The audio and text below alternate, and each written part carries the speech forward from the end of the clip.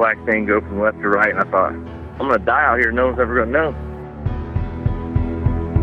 I couldn't believe what my eyeballs were showing me. I'll never forget how evil the eyes were. It was horrible. I mean, I've never seen nothing that evil. It ran towards me at a rate that I can't even explain. Turned and stared at me, and this look of, I just want to kill you. I want to say it was human, but it wasn't. He was yelling at me to grab a gun, grab a gun. I was like, for what? He said, just grab a gun. And there's footprints all the way to the door of my house. It had went inside my garage, all the way to the door. 911, what are you reporting? Jesus Christ, you better... Sir? See ya! Hello? Get somebody out here. What's going on now, sir? That son of a bitch is about 6'9", I don't know. Do you see him now, sir? Yes, I'm looking right at him. Uh-oh. You're listening to Sasquatch Chronicles. Check us out online at sasquatchchronicles.com. If you've had an encounter, email me. My email address is wes@sasquatchchronicles.com.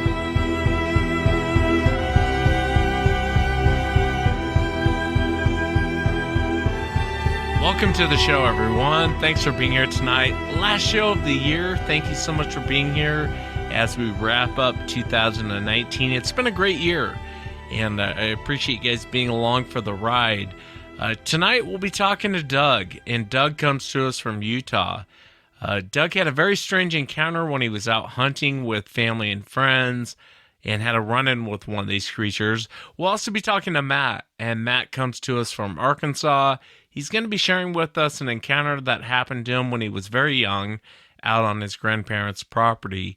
If you've had an encounter and you'd like to be on the show, shoot me an email. My email address is wes@sasquatchchronicles.com. Let's jump into it tonight. I want to welcome Doug to the show. Doug, thanks for coming on. It's fun to be here. Yeah, I appreciate you being here. And you had quite the encounter in Utah. If you would, Doug, just kind of start from the beginning. Kind of tell us what you were doing and walk us into what happened, if you would. All right. This is 25 years ago. I really couldn't tell you exactly when. I was working for a company or an outfitter. It's called Rocky Mountain Hunting Consultants. And we were guiding. I had two Germans and a gentleman from Switzerland down in southeastern Utah. Oh, we've been hunting. I think this is like on the fourth day of our hunt down there. We were hunting that morning. We went up on the mountain. You know, it's kind of fun. We got up there and had never hunted with anybody from Europe before. We don't mind taking very long range shots out here, but I think they're used to shooting with shotguns or something. So we were hunting in there, and I had two big 4-points on the side of a mountain. They were about 100 yards away. I could not get them to take the shot because they were too far away. It was driving me crazy. So anyway, later that afternoon, we decided that we'd just kind of split up and we'd go do some of our own hunting. And so after about 4 days, I got a chance. I had a tag and I was going to go hunt on my own. And I hiked up the top of the mountain, and I made a long trek. By the way, this is a place I'd never been before. It was all brand new country to me. I hiked clear across to the top of a ridge, down a canyon, way down to the far end of this thing. And I dropped down in, and I found a little hole down in there that just looked like it was going to be a perfect place for a big old buck to come out. And so I crossed the canyon, went over the other side, found a little place, grove of trees, a big open place where the deer were going to come out. And I sat there and I waited and I waited and I waited. And finally, I was getting about the perfect time of night. It was in the evening. It was, 25, 30 minutes before it was actually going to be dark. It dusked out really nice. I was waiting for some movement. And man, all of a sudden, I started hearing the most intense screaming or howling, roaring. I couldn't put my finger on what I was hearing. from where I was sitting, about 1,200 yards away, I had a couple other guides that I could see up on the top of this mountain ridge. And I was looking at them with my binoculars when this started taking place. And both of those guys, I mean, they're experienced outdoorsmen. They heard what was going on, and they jumped up and they took off going exactly the opposite direction. And it was like, I didn't know what I was listening to, but it was scary. And so they take off going the opposite direction, and I'm sitting there thinking, well, that's crazy. And I knew that this took me probably 3 hours to hike there the direction I did to get to where I was at. And I wasn't willing to hike back out of there the same way. And so I was going to go up the bottom of this canyon that I was in, and I figured it would bring me out to where we had parked that morning, and I'd be able to find my way out. So I was sitting there, and these guys had taken off, but this screaming it just continued. I mean, it was loud. It's nothing that I've ever heard. And obviously I up there as guiding. I know elk, bear, deer, cougar. I mean, I think I've seen everything that there was and heard everything that you could hear up on the mountains, but I'd never heard anything like this. And I just have to say it was scary.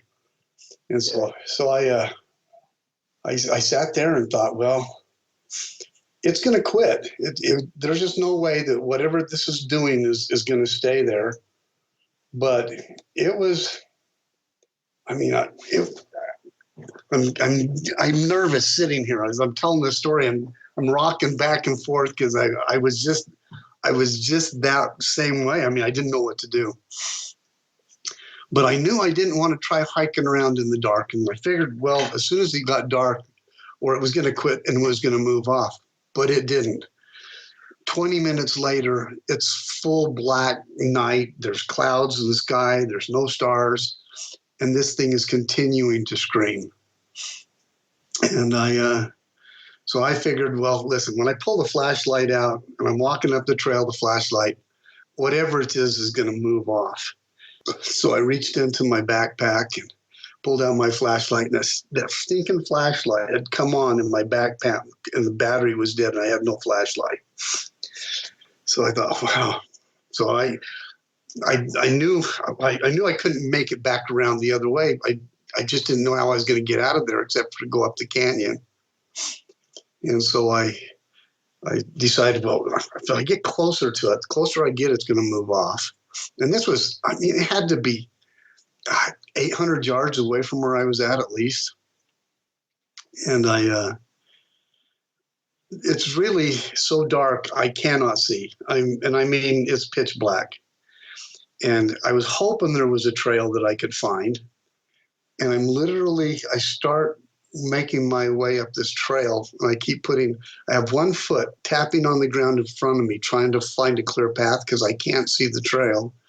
And I'm making my way up the path. Now, I'm probably a little paranoid about being safe.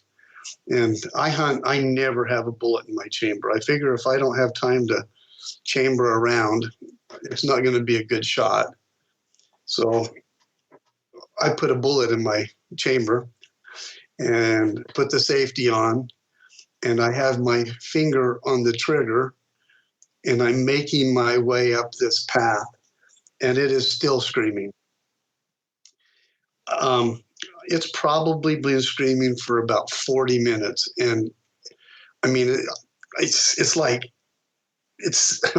my only vision is it's telling me whatever it is, I don't belong there, and don't you come this way. I mean, it was something that I this whole time I'm going, I don't know what this is, but I know everything that it's not. And I had some pretty vivid imaginations of what just could be up there, but it wasn't anything that anybody wanted to run into. And so I still am making my way up this trail, and I'm getting closer, and the screaming just continues and continues. And I think I told you before, I do not know why I kept going. I should have stopped. I should have waited. I don't have any logical reason why I would keep going up that trail. I mean, I've been in the outdoors my whole life. I've done all kinds of things. And I'm kind of convinced that all of us guys that pack around guns on a mountain are kind of cowards. That's why we have guns with us, because we don't dare be there without a gun. And there I was, just kept going straight toward whatever this thing was. Anyway, it's probably been screaming for 40 minutes, and now I'm getting pretty close to where it's at. And there's at one point that it's right in the, it's in the trail. It's right in front of me. I'm 20 yards, 25 yards from it. It's still so black I can't see, although I don't know if it's in my head or if I was seeing it, but there's a silhouette of something that I'm looking at that's 8 feet tall in front of me in the trail. And it's still screaming. I've got my gun just pointed right at it. I don't have it to my shoulder. I've got it to my hip, my finger on the trigger. And like I say, I can't really make out what I'm seeing, but I know right where it's at. And I think I stood there and it stood there for 2 minutes and it was just still roaring. And after about 2 minutes, it quit. It made its way up the side hill, quit screaming, and let me pass. Now I got past it, and then I just hustled as much as I could up the trail, listening for whatever was going on behind me. And I get all the way to the top of the trail, and it had to be at least an hour walk to where I was till I got to the trailhead. And when I got to the trailhead, I had an outfitter, 2 guides, and 3 guys that we were guiding sitting at the top. They knew where I was at, and all they were totally, what was it? What was you doing? they didn't dare come down the trail to rescue me, but whatever it was, they weren't going to come save me. So, it was just it was a fun adventure. Yeah, it's a fascinating encounter. You hear a lot of times where they will go off like this, and it's bizarre. It's almost like when you do a standoff with one of these things, I will say 90% of the time they'll back off and they'll leave, even though it's obviously trying to intimidate you. Why do you think it was going off? Do you think it was just pissed you guys were in the area, or what's your impression of as far as what was going on? I was really close to Indian reservation land where I was hunting. And at first, because I can't imagine what this thing is, and I'm thinking, man, I don't think I believe in skinwalkers, but this is a skinwalker. And then I'm going, no, it's way too big to be a skinwalker. But it was warning whoever was around to just stay clear. I mean, with every feeling that I had, it was mad at something, and I don't know what it was, but it was just, I can't really describe it. Every once in a while, I'll get on these little kicks where I'll go onto the internet and try to get somebody who's recorded something that I could listen to, that I could say, oh, that was it. And I've heard a few times some things that are close, but I've never, ever heard anything that was as loud, as long, and as vicious as what I was hearing. Yeah, I'm kind of curious. Would you describe the screaming as animalistic? Would you describe it as human-like? How would you kind of...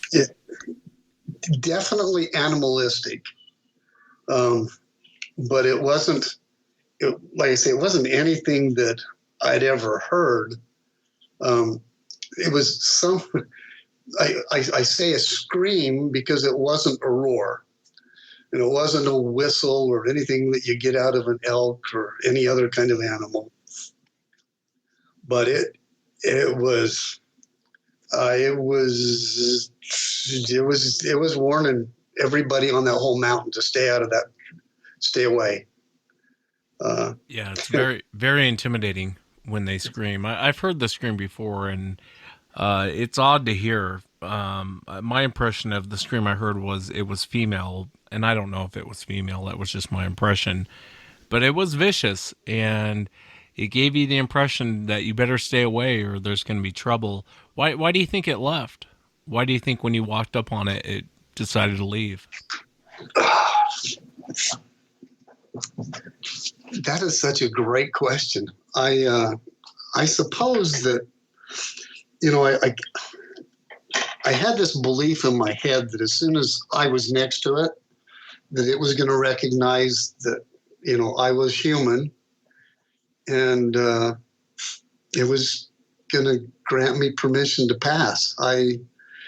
And it's kind of like that. It was standing wherever it was in the trail right there. It was screaming, and it kind of just decided that, okay. And then, it just quit. And I could hear it moving off to the side up through the underbrush. And it gave me some space. And I took that as I had permission to now walk through there. And I walked as fast as I could, stumbling over rocks as I went. But yeah, I wish I could answer that question. Yeah, no, I was just curious on your impression. I bet having that gun it helped a lot too, as well. What do you think that Sasquatch is, Doug? What's your opinion as far as what do you think that this creature is? Well, it's certainly man-like, and it's animal-like. I have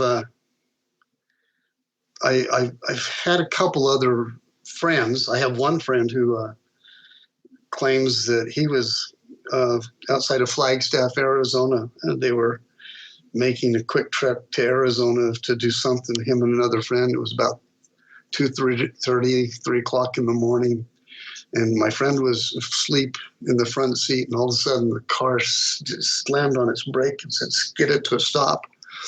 And my friend claims that when he woke up, he immediately was wide awake because obviously the car is screeching to a halt. And he said there was a Sasquatch in the middle of the road that was like 9 foot tall and had red hair.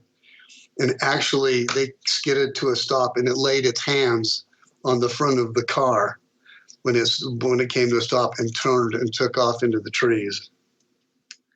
There's a couple little stories that I know of friends that have seen things, and but yeah. Yeah, it's so hard to say, they can be very human-like and they can be very much animal-like. That's kind of the confusion with these things as far as their behavior. Thank God you got down that mountain, and it kind of speaks to some of the eyewitnesses that were there where they're unwilling to come and make sure you're okay. They're just kind of hoping for the best and waiting at camp. And I'm telling you, when you hear that scream, for people who haven't heard it, it's very intimidating. Very intimidating. I was a little upset that they weren't going to come down and get me. I won't say I was mad, but I was like, why didn't you guys come? I'm down there, there's something eating me, and you guys are standing up here not daring to come help me out.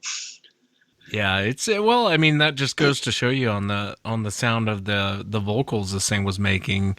When I heard it in Texas, I honestly, I don't know what a demon sounds like when it screams, but if you can imagine what a demon sounds like when it screams, somewhere between that, a human, and some wild animal, and that's basically what I heard when it was screaming, and it was directed at us, and it was pissed.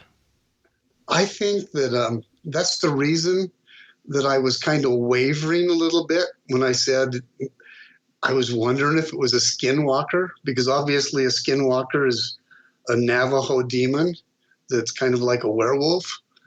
So that was one of my first thoughts, because this was not anything that was normal. That's for sure. Yeah. So how long? You do this all the time, and I'm telling you, this screaming went on for over 40 minutes straight. Is that unusual? Is that something you hear a lot about? Not as unusual as you might think. I'm trying to think. When we were in Texas, it probably went on for about 20, 25 minutes.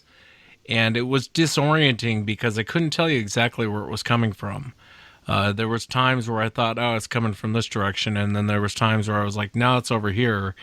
And I don't, sound bounces around in the forest. But it probably went on for 20, 25 minutes. And it felt like it was directed at us when it was screaming. I wish I had, I have it in my head. I wish I could put it down like in an audio track for everyone to hear. But it was pissed and it was going on for a while. So no, it doesn't really shock me that it went on that long. It really doesn't. And it may not have been directed at you at first. It might have been directed at, because it sounds like you guys were covering the mountain. So it might have been directed at someone else and realized you were coming down and it was still going off. It doesn't, to answer your question, it doesn't shock me one bit that it went on for that long. Yeah, it's kind of sad that we live in a day and age now where everybody packs a cell phone with a recorder in their pocket. But 25 years ago, that's not one of the things you packed with you on the mountain. Yeah, I would agree with you. I think most people, even though they have the technology in their pocket, I can tell you from most eyewitnesses that I talk to, that's the last thing they think of. Usually it's, I got to get out of here. I got to get out of here. I got to get out of here. What is that? And I've talked to so many eyewitnesses where they could have pulled their iPhone out and started recording the whole thing. But I think when you're in that moment, that's not really where your head goes. I think your head goes to, I want to get out of here. I don't want to be here anymore. I had my finger on the trigger. Yeah, and a lot of for guys. Sure. And that's the other thing too. There's a lot of hunters you'll talk to where they have this thing in the crosshairs and they don't take the shot because there's confusion. They're not really sure what they're looking at, and they don't pull the trigger. And I think that's why a lot of people don't pull out their cell phones, start recording what they're seeing. It's very rare for someone to do that because most people, when they're in that situation, they're encountering something unknown. They're not thinking, oh, I'll document this. That's just not where your head goes. Your head goes, I got to get out of here. And you're more concerned about your life than you are really documenting the situation. And I maybe that's hard for people to understand, but I get it from an eyewitness point of view to where you just want to leave. You just don't want to be there anymore. You just want to get out of there. You know what I mean? Except for you're totally fascinated and you do anything to be in that same situation again. Yeah, my father-in-law tells me that he was hunting on a mountain one time with some other men, and they'd been hunting all day long. And they got back to the campfire, and one of the guys just didn't want to talk. He was sitting by himself, staring at the fire. They're all telling stories, and he was just being quiet. And my father-in-law kept saying, "So what's going on? Why are you quiet?" And he says, "Well, nothing. I don't want to talk." Finally, he let up and he said, I was going up. I was up on top of the cliffs, those white cliffs up there, and had a perfect place where I could hunt and look down and see some elk. And I was waiting for some elk to kind of come moving through there, and I could hear something on the ledge up above me coming down the trail. So I knew I had a herd of elk coming toward me. I got my gun. I stepped out into the trail and looked back, and he says, there was a Sasquatch standing in the middle of the trail coming towards him. And there was a female Sasquatch that was much smaller that was with him. And he says, I looked at it and it looked at me. And he says, it's obviously an animal, but it enough human that I put it in my crosshairs, but I couldn't shoot. And I fired the shot into the ground in front of the Sasquatch. And the big male picked up the female in his arms and took off and run off. And again, that's a story my father-in-law tells. It wasn't him, it was his friend. But it's, kind of all in relatively close proximity to where I had my experience. Yeah, it's a fascinating account. So is yours, Doug. It really is a fascinating account. It's one of those things you'll never forget, Do you still hunt? Oh, absolutely. Yeah. looking forward to the next one. Yeah, I hear you. Well, be safe out there, Doug. I really appreciate you coming on and sharing the account. Well, thank you for being interested in my story.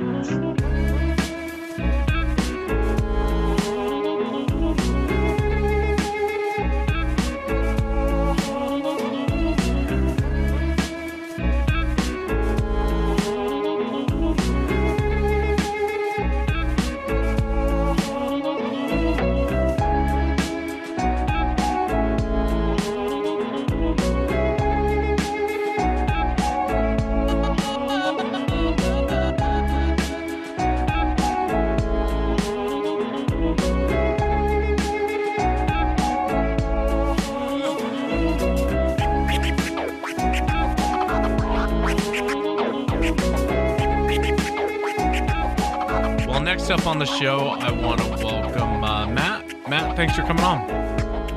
Hey, yeah, thanks for letting me come on. Yeah, I appreciate you being here. And you had probably one of the more fascinating encounters I've heard. As you and I were talking earlier, I was telling you, I've actually heard this from a lot of little kids, believe it or not, very similar to your account. But if you would, just kind of start from the beginning, kind of tell us what you were doing and walk us into what happened, if you would. It would have been like the late 80s. I was born in 83, and I was probably 7 or 8 years old when I used to go to my grandpa's house. I lived in a place called Butterfield, Arkansas, which is just outside of Malvern. It's a small town, all wooded areas. I remember I got a BB gun, and my grandparents used to let me play on their property.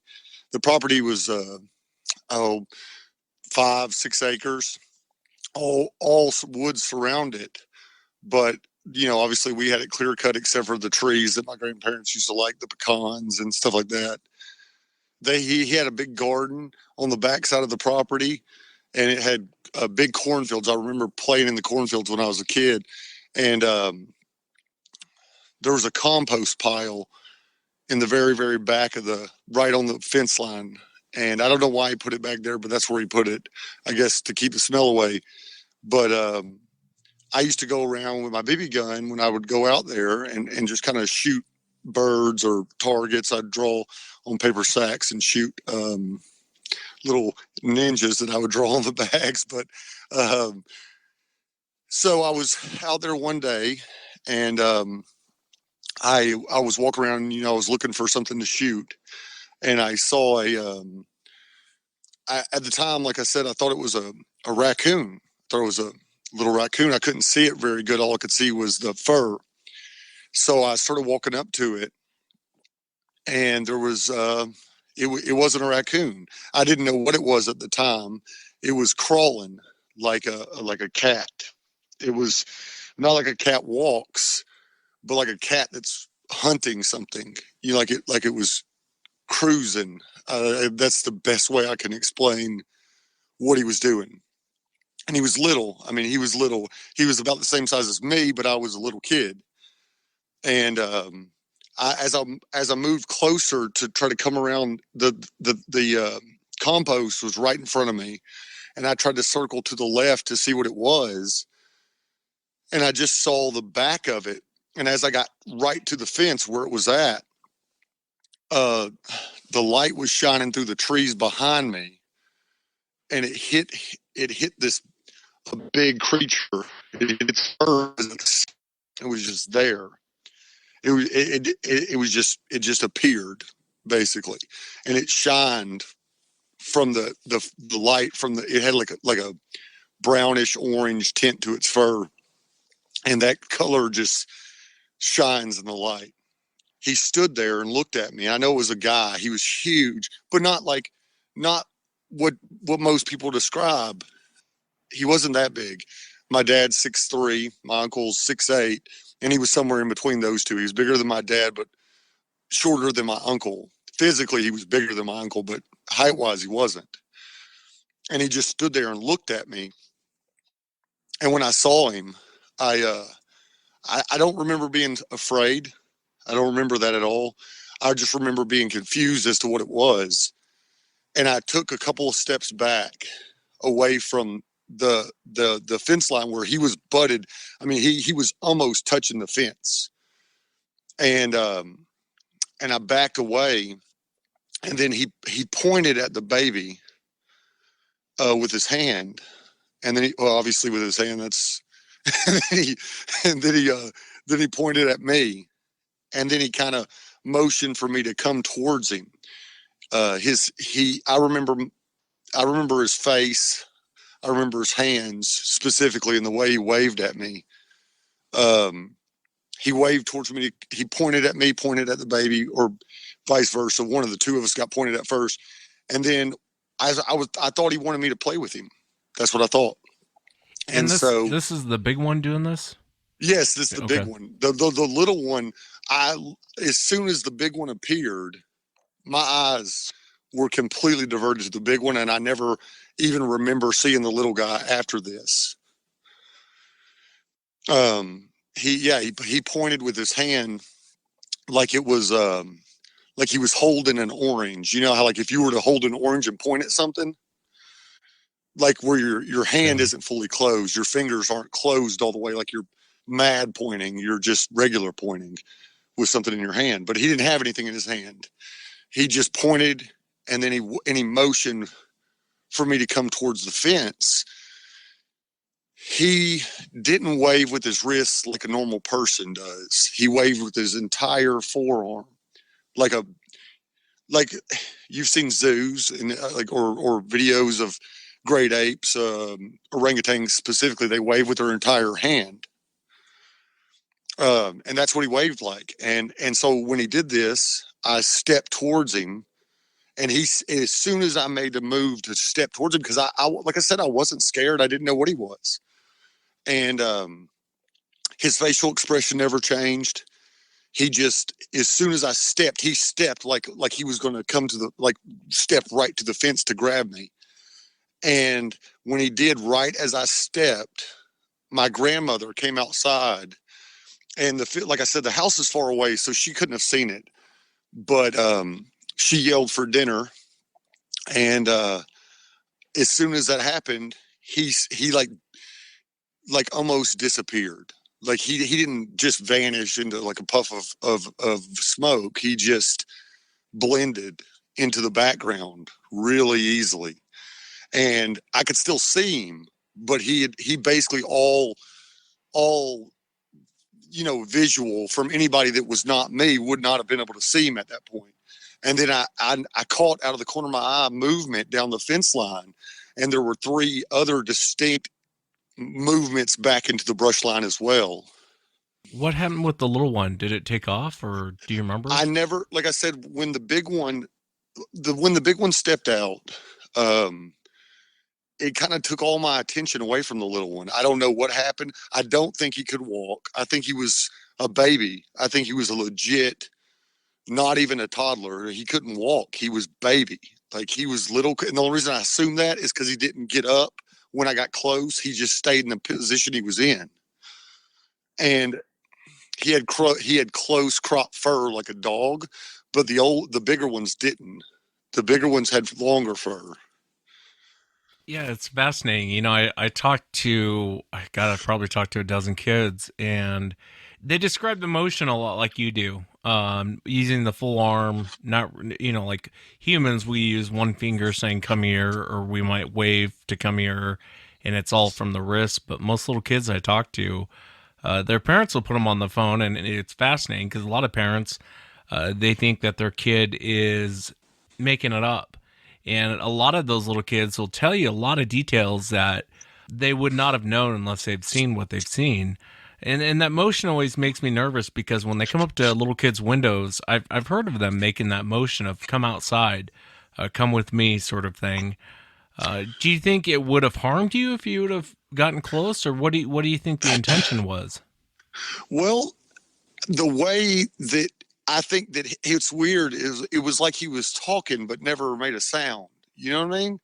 The way he motioned for me to, like, pointing at the baby and then pointing at me, it made me believe he wanted me to play with the little one.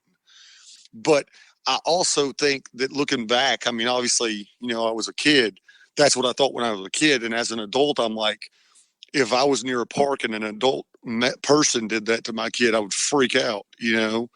And I think he may have just been using that as a ploy because I saw the baby and he wanted me to come close so he could. I don't know. It's a. I've had dreams about that, and it literally is just as vivid as when it happened. Oh, and I forgot to say his face, like the big one had a white birthmark on his face, on his lip, like it was a patch, like it was an entire white blob on his face.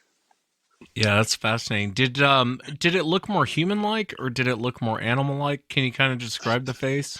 It didn't look anything like a human, other than the fact that it had a nose that was kind of like ours, but really uh, just wide and just barely pitched up, not a hook nose, but like the opposite, where I could see in his nostrils, but not like a gorilla. It was a nose. It just was flat, and his mouth was longer across, but it wasn't. He had. It looked like he had no lips. Like they were super thin lips, you know. Yeah, And his eyes were covered with shadow, like so. And he had, like, you know, most of the people that I hear talk about, you know, on the show and other places I've read, they say they have no neck, but he had a neck. He just had such huge traps that it made him look like he didn't have a neck. I remember that specifically, that he had bulging trap muscles. yeah, the encounter is fascinating. What was that were you the only person to see it on this property or did other family members run into this thing? You know, in this property, I'm the only person that I know of that saw that happen. But my family owns a historical piece of property in southern, like a little bit further south, like 40 miles away. And there has been 3 different encounters with all 3 of the male members of my family on that property. I'm kind of curious, and I want to hear those accounts. But before we go into that, so when you went back, did you tell your grandmother, or did you tell anyone what you saw? I didn't tell anybody the first time because I didn't know what it was. I was more like, that was the weirdest thing. But then as a kid, you know, dinner. So that's what I went right to dinner. I wasn't scared. I wasn't freaked out. The first time I ever remember saying anything was my dad, like a couple years later, was watching the movie The Legends of Boggy Creek. And when they showed the scene, I'm sure you've seen the movie, right? You know the scene where the Bigfoot was standing at the fence line? Yeah. I looked at my dad and I said, that same thing happened to me. And he looked at me and he said, what? And I said, oh, I'm just playing. Cause I thought he was going to say I was dumb or something, you know, just, I thought he was going to, you know, he just looked at me like he was, at the time I interpreted it as being mad, but now I look back, it was just confused. And I remember I tried to tell the Bigfoot research organization or whatever, and they literally had they didn't even want to hear it. They didn't want to hear it. Yeah, I think it's a fascinating account. Like I said, I've heard it from a lot of little kids, even adults now. They'll talk about this type of encounter when it comes up to their window. And I always wonder, is it trying to get you in closer to snatch you? What? Oh, he wanted to take me for sure. Like I know that's what he wanted to do. I don't know why he wanted to take me, but that's what he was going to do. Yeah, like it's terrifying. Like I said, the second I stepped towards him again, after he basically coaxed me into coming back, he stepped the second I stepped so he could grab as quickly as he could. Yeah, that's terrifying. Tell me about some of your family encounters. So 40 miles away on a different property. Yeah, this piece of property is actually right next to the Gray Lake. And there's quite a few sightings come from there over the years that I've looked into, because ever since that happened, I've read stories, talked to people, but I never tell them my story because I think that my story is so outlandish the way it sounds to people, you know. So I just don't tell it. When they ask me if I've ever seen him, I say no, you know. And because it's just crazy when I could only imagine what somebody would say if I told them that, you know. And but it did happen. But anyways, my my dad, I think that's why he was like, he looked concerned when I told him that, because when he was 16 years old, Amity, Arkansas did that. That's the 1960s. And he was he said that there had been, I actually just recently spoke to him about this, like, because he had told me a few years later, you know, after my event had happened, that I saw one of those, you know, talking about Legend Barton Creek. He said, I saw one of those when I was a kid.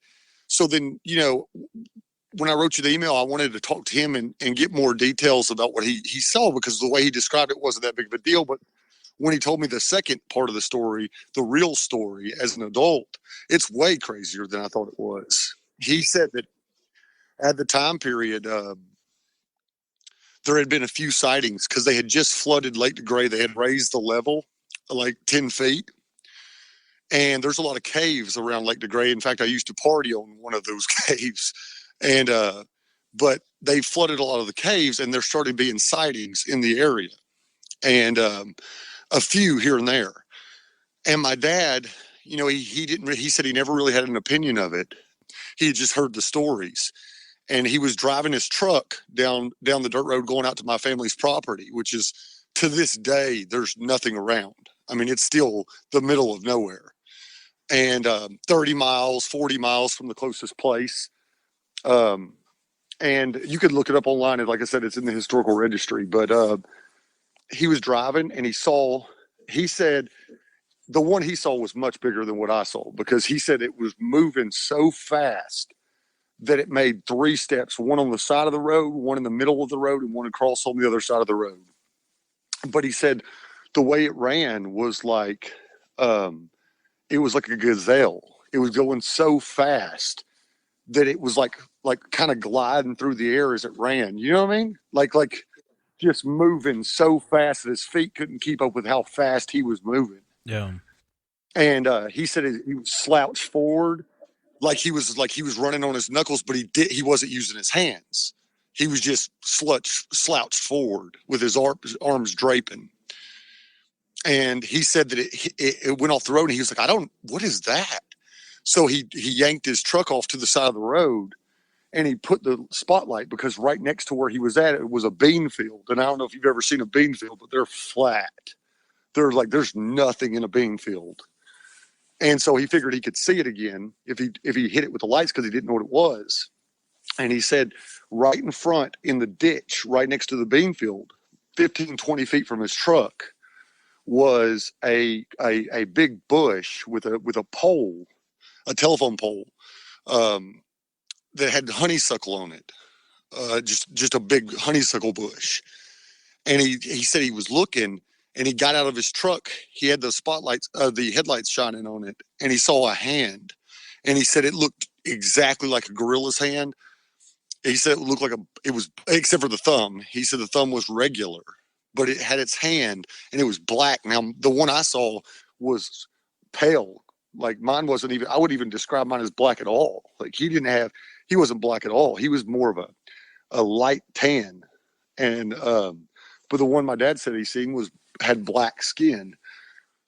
And of course it also was dark. So, you know, and, he said when he had a flashlight at the time, it was one of the big ones, and he shined the hand with the flashlight, and it moved its hand.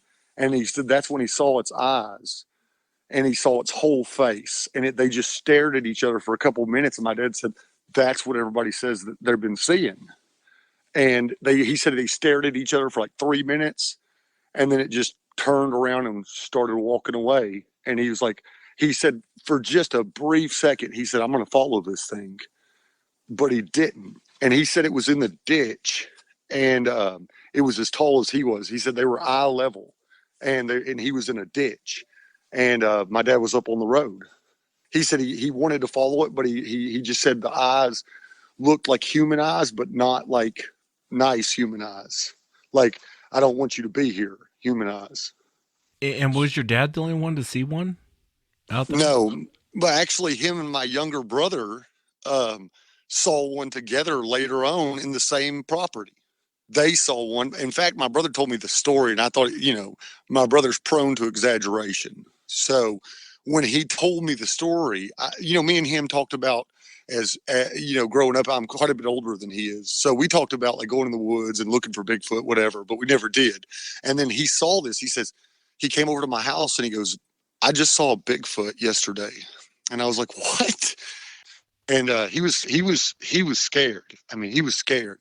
And I said, "Well, what happened?" He explained it to me.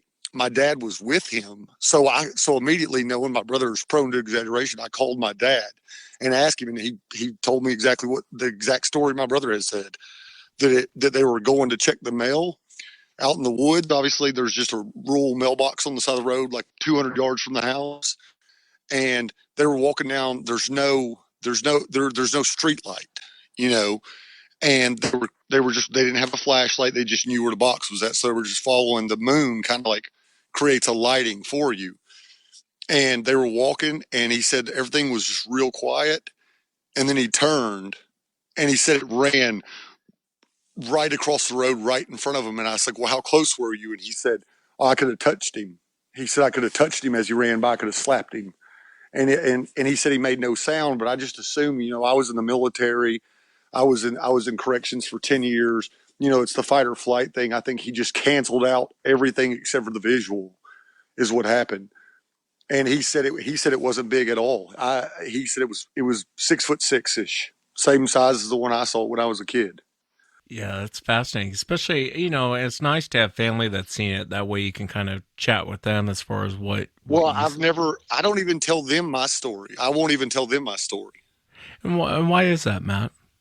I just feel like, their stories are like, "Oh, it ran across the road. It was staring from the bush." And mine was like, "It tried to take me." It's like, that's a whole different ballgame. It's like, "Oh, I saw something in the air that's flying that I can't identify. And this tried to abduct me." You know what I mean? I mean, it's a whole different, yeah. It's a whole different caliber. Like my older brother had an encounter with something. Now in that situation, he never saw anything. He just smelled it, and on the same property, and it was walking on the porch, and he never saw it, but he went outside with his gun, and he's told me, he's like, my brother, he was just like, when I opened the door, I was hoping nothing was there because I was terrified. He said it was walking. Something started creaking the porch from where it was walking on the porch, and it's a dog trot house, so you could go from the front to the back without being indoors. And he said it came up on the back porch, which is 5 feet off the ground. It walked across the porch, hesitated, went back, was off the porch in the front. He said he got up, walked outside. There's no power to this house. It's all rustic. It's like a hunting cabin, but that's where my great grandparents used to live. And then he said he was like, he didn't see nothing. He just smelled like a really fish smell, like fresh fish guts. Like he said, it was like somebody was skinning fish on the porch. And then he said he went back inside, and he said, "Well, maybe I'm just crazy." And he turned on the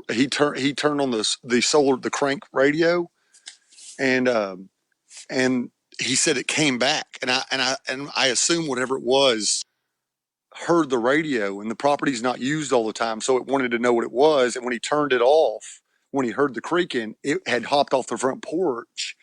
And then when he went back inside and turned it back on, it came back from the front porch to the back porch. And he said whatever it was must have moved fast. I told him, I was like, "Well, could it have been a bear?" He's like, "No, because the bear wouldn't have been able to jump off the porch like that or climb up the porch like that without me hearing the scraping." And he said, and then when he said, I spotlighted the yard and there was nothing there. And if it would have been a bear, I would have seen it. Or maybe, I mean, who knows? But he believed that it was a Bigfoot walking across the porch. Yeah, and I don't think your story is outlandish as you might think, Matt. I mean, like I said, I can't even tell you how many kids I've talked to, even adults. Like I said before, very similar behavior. And it always concerns me when kids tell me that, when it's coming up to the window and motioning for, And kids have weird names for them. I mean, I've heard everything from monkey bears to the monkey, the ape. Honestly, I had no clue what I thought he was. Like I just was confused about what it was like. I looked at a man. You know what? He kind of looked like Teen Wolf, but without a black nose. You know what I mean? Like his face looked like he had, but his fur was more like leaves, like matted fur. But in the like they weren't they didn't look like leaves. It wasn't leaf fur, but it was like matted. So if he like stepped back, he looked like a tree. And he never did anything. The only thing he did was move forward and back, and he moved his arm, but he was completely stoic. He just stood there and just looked at me. And I just remember thinking, the Patterson Gimli footage is not what I saw. Like he didn't look anything like that. He didn't look anything like that. Yeah. He looked looked more rugged, like ragged, like he looked ragged. Yeah, and I hear that a lot too from witnesses where they'll say it didn't look like anything like the Patterson Gimlin film. What do you think that these things are, Matt? Now that you've had time, you're an adult now, and you've had time to really think about this. If someone were to ask you, what do you think Sasquatch is, what would you say? Well, for a while, when I was a kid, I thought it's too much like a person to be an animal and too much like an animal to be a person. For a while, I thought it was, the typical Native American tribe that hasn't been discovered. That's just a large group of people. And then it's not. No people look like that, and I don't know. It was like he was. It was like he was obviously real, but he didn't seem that way. I know that people say that it's obviously an animal, and I think that, but I think also if it was an animal, we would have caught it or captured it or shot it and killed it and brought it forward. And I know people do that sometimes, but I don't know. It's a hard question because I don't think anybody will know until they catch one or find one or kill it, bring it home. Yeah, it's a good point. I mean, you bring up a lot of good points. It's animal-like, but it's not. It's human-like, but it's not. I've hunted my whole life, and if you want to find an animal, just go to a water source and wait. You know what I'm saying? I mean, that's all you have to do. If you want to find any animal, just go near a water source and just wait. He'll be there. But it ain't like that for this. Yeah, it's very different. I know what you mean, though, too, when you say, because I had that same feeling after my encounter, like, this isn't real. Like, all of this looks fake. And then, but it's real, but you had that same feeling of like, what I'm seeing isn't real. And I think most of us go through that, but thank God that thing didn't snag you or take you. In a way, I've thought about that a lot, and I'm like, part of me was like, I wish he would have taken me so I could have known what was going on. But then other parts was like, I might not have ever came back from that, And I don't think he would have taken me and let me play with his kid and then let me come back home and just be like, oh, we're going to pick you up for a play date every day. Yeah, it's hard to know what the intention is. I've heard of accounts to where they've helped kids, and I've heard of accounts where kids just vanish. I felt like, I never was really that scared, but what really set up my caution flag was how fast he stepped towards the fence when I made one motion towards him. That's the only part, like as an adult, especially looking back, it's like the speed in which like he was not moving. He was just standing there. I guess so. If you see me from a distance, it looks like he's just a tree. I don't know. But all I can tell you is the only thing that sets up a caution flag in my head today was that when I stepped towards him after he motioned me to come to him, he stepped so fast towards that fence to grab me. And I just think that normal people that do that aren't normal, They don't want good things when somebody moves that quick. It's like he was too anxious. Yeah, a little too ambitious to grab you. I get it. It's a fascinating account. And I really appreciate you coming on and sharing it. I appreciate you sharing your family's encounters too as well, Matt. I appreciate it, Wes. It was nice talking to you. Yeah, it was great talking with you, Matt. And that's it for tonight, everyone. Remember, if you've had an encounter, shoot me an email. My email address is wes@sasquatchchronicles.com. Happy New Year. Happy holidays. I'll see everyone on the other side of 2019. Until next time, everyone.